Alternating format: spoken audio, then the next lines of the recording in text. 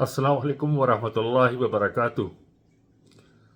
آج ہم بات کریں گے ایک ایسے موضوع پہ جو اکثر لوگوں کا گائیڈنگ پرنسپل بن جاتا ہے،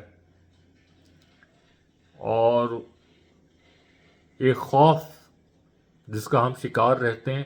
کچھ معاشروں میں یہ خوف کچھ کم ہے اور کچھ معاشروں میں یہ خوف بہت زیادہ ہے۔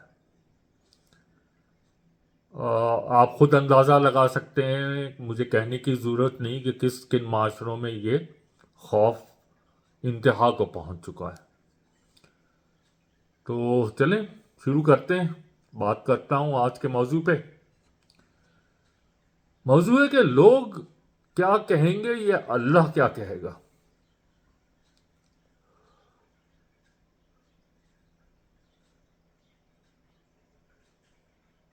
اب یہ موضوع ہے جو لاکھوں دلوں کی زنجیر بن گیا ہے، ایک خاموش قید جو انسان کو سچ بولنے سے، نیکی کرنے سے، اللہ کے قریب جانے سے روک دو دیتی ہے۔ وہ یہ خوف ہے کہ لوگ کیا کہیں گے۔ ہم اپنے لباس، اپنے فیصلے، اپنے دین، اپنے خواب، سب کچھ دوسروں کی آنکھ سے دیکھنے لگتے ہیں۔ ہمارے دل میں اللہ کا خوف کم اور انسانوں کی رائے کا خوف زیادہ ہو جاتا ہے۔ لیکن سوال یہ ہے، جب قبر میں اتریں گے تو لوگ ہمارے ساتھ ہوں گے یا اللہ سبحانہ و تعالی؟ خوف کی دو قسمیں مینلی زندگی میں، دو قسم کے خوف ہوتے ہیں۔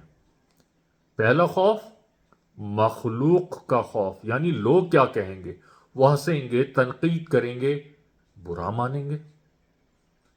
خالق کا خوف، یعنی اللہ سبحانہ و تعالیٰ کیا کہے گا، قیامت کے دن کیا جواب دوں گا، میرے عمل سے میرے اعمال اللہ کو کیسے نظر آئیں گے۔ پہلا خوف انسان کو دنیا کا غلام بنا دیتا ہے، اور دوسرا خوف انسان کو رب کا بندہ بنا دیتا ہے۔ اگر ہم نفسیاتی اثرات دیکھیں تو جب ہم ہر بات میں لوگوں کی رائے کو اہمیت دینے لگیں تو کیا ہوتا ہے کہ ہم اپنی اصل شخصیت کو کھو دیتے ہیں۔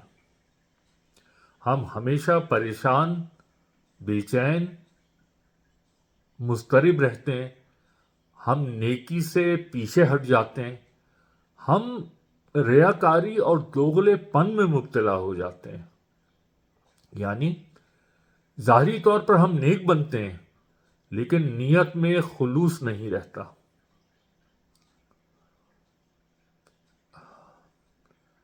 قرآن و حدیث کی روشنی میں اگر ہم بات کریں تو قرآن میں اللہ تعالی فرماتے ہیں کہ تو ان لوگوں سے نہ ڈرو بلکہ مجھ سے ڈرو اگر تم مومن ہو۔ سورہ آل عمران، غالباً آیت نمبر 175۔ ایک اور جگہ فرمایا، کیا یہ لوگ عزت تلاش کرتے ہیں لوگوں میں؟ عزت تو صرف اللہ ہی کے لیے ہے۔ سورۃ النساء، آیت 139۔ نبی کریم صلی اللہ علیہ وسلم نے فرمایا، جو شخص لوگوں کی ناراضگی کے باوجود اللہ کی رضا چاہے، اللہ اسے کافی ہو جاتا ہے، اور جو اللہ کی ناراضگی کے باوجود لوگوں کو خوش کرنا چاہے، اللہ اس سے ناراض ہو جاتا ہے۔ اب ہم اگر انبیاء یا صحابہ کرام کی زندگیوں کی طرف نظر دوڑائیں تو حضرت ابراہیم علیہ السلام نے پوری قوم کے خلاف کھڑے ہو کر توحید کا پرچم بلند کیا۔ انہیں آگ میں ڈال دیا گیا، لیکن انہوں نے لوگ کیا کہیں گا کا خیال نہ کیا۔ ان کے والد تو خود بت تراش تھے۔ اصحاب کہف کے نوجوان جو اللہ کی خاطر پوری سوسائٹی کو چھوڑ کر غار میں جا بسے۔ حضرت عمر رضی اللہ تعالیٰ عنہ جنہوں نے اعلان اسلام بھی اعلانیہ کیا اور دین پر عمل کرنے میں کبھی لوگوں سے نہ گھبرائے۔ ایمان لانے کے بعد سیدھے حرم چلے گئے تھے، آپ کو وہ واقعہ پتہ ہوگا۔ ہم لوگوں سے کیوں ڈرتے ہیں؟ پہلی بات ایمان کی کمزوری، معاشرتی دباؤ، اللہ پر بھروسے کی کمی، نفس کا غرور. لیکن یاد رکھیے، لوگ کبھی بھی خوش نہیں ہوتے. آج تعریف کریں گے، کل تنقید. اگر آپ اللہ کو راضی کریں گے تو اللہ لوگوں کے دل میں بھی آپ کے لیے نرمی پیدا کر دے گا، محبت پیدا کر دے گا. اس خوف سے کیسے نجات پائیں؟ لوگوں کے خوف سے. اللہ سے تعلق مضبوط کریں، نماز، قرآن، دعا، نیت کو خالص کریں. صرف اور صرف اللہ کی خوشنودی کے لیے عمل کریں. موت اور آخرت کو یاد رکھیں. قبر میں لوگ کام نہیں آئیں گے.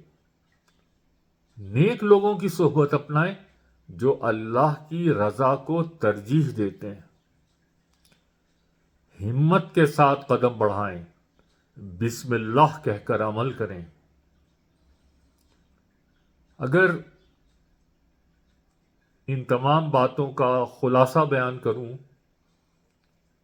تو لوگ کیا کہیں گے، یہ ایک ایسا سوال ہے جو آپ کو قید رکھے گا. اور اللہ کیا کہے گا، یہ ایک ایسا سوال ہے جو آپ کو آزاد کر دے گا، سنوارے گا اور جنت کے قریب کر دے گا. اللہ تعالی ہمیں ایسے لوگوں میں شامل کرے جو صرف اس کی رضا کے طالب ہوں اور جنہیں اس کے سوا کسی کا خوف نہ ہو. آمین یا رب العالمین.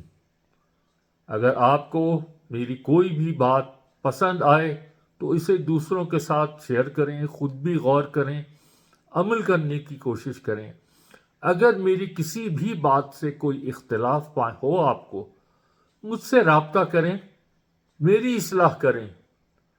میں کئی جگہ غلطی کر سکتا ہوں. ہر آدمی کا، ہر انسان کا ایک بلائنڈ سپاٹ ہوتا ہے جس میں وہ اپنی کمزوری، اپنی شخصی کمزوریاں نہیں دیکھ پاتا ہے.